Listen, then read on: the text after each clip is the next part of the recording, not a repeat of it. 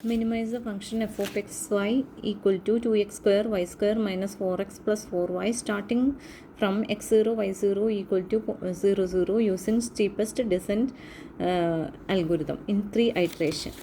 ഇവിടെ ആൽഫ തന്നിട്ടില്ല, അത് അപ്പോൾ ആ തന്നിട്ടില്ലെങ്കിൽ നിങ്ങളത് 0.1 ആയിട്ട് എടുക്കാം കേട്ടോ. ഇനി സ്റ്റെപ്സ് പറഞ്ഞിട്ടില്ലെങ്കിൽ ഒരു 5 സ്റ്റെപ്പ് ചെയ്യാം. x0 y0 ഇവിടെ തന്നിട്ടുണ്ട് 0 0. അപ്പോൾ ആദ്യം ഡെൽ എഫ് ആണ് I doh F by doh X plus J doh F by doh Y. Doh F by doh X എന്ന് വെച്ച് കഴിഞ്ഞാൽ ഇതിൻ്റെ ഡെറിവേറ്റീവ് കാണാം, എക്സ് ഉള്ളത് മാത്രം 4x മൈനസ് 4x വരും. ഡോ എഫ് ബൈ ഡോ വൈ കാണാം, നേരെ ഇതിലേക്ക് സബ്സ്റ്റിറ്റ്യൂട്ട് ചെയ്യാം. ഇത് ഇങ്ങനെ എഴുതാം കേട്ടോ, ഐ ജെ ഉള്ളത് വെക്ടറിന് ഇങ്ങനത്തെ ഫോമിൽ എഴുതാം, പെയറായിട്ട് എഴുതാം.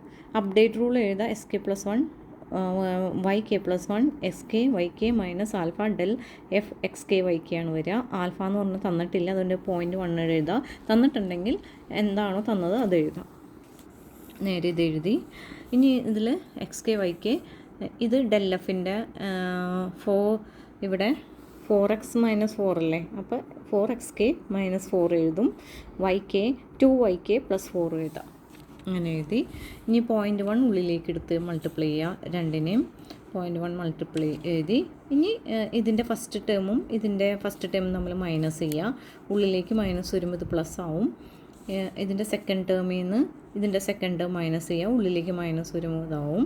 ഇതും എക്സ് കെ ആണ്, ഇതും എസ് കെ ആണ്. അപ്പോൾ 1 മൈനസ് 0.4 എന്ന് പറഞ്ഞാൽ 0.6 എഴുതുക, പ്ലസ് 0.4. ഇതും വൈ കെ 2 ആണ്, 1 മൈനസ് 0.2 0.8 ആയിട്ട് എഴുതാം.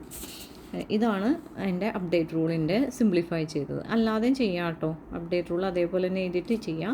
ഇനി ഐട്രേഷൻ 1 എന്ന് പറയുമ്പോൾ കേക്ക് 0 കൊടുക്കാം. x0 y0 എന്ന് പറഞ്ഞാൽ 0 0 ആണ് ഇനീഷ്യൽ വാല്യൂ എന്ന് പറയുന്നത്. അപ്പോൾ ഇവിടെ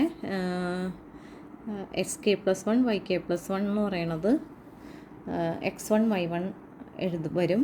എന്നിട്ട് നേരെ x0 ഇവിടെ എല്ലാം കെ 0 എന്നല്ലേ, അപ്പോൾ കെ 0 വരുമ്പോൾ ഇവിടെ x1 y1 വരും, ഇവിടെയൊക്കെ x0 y0 വരും. നേരെ എഴുതാം. x0 y0 0 ആണ്, നേരെ സബ്സ്റ്റിറ്റ്യൂട്ട് ചെയ്യുക, ഇത് കിട്ടി.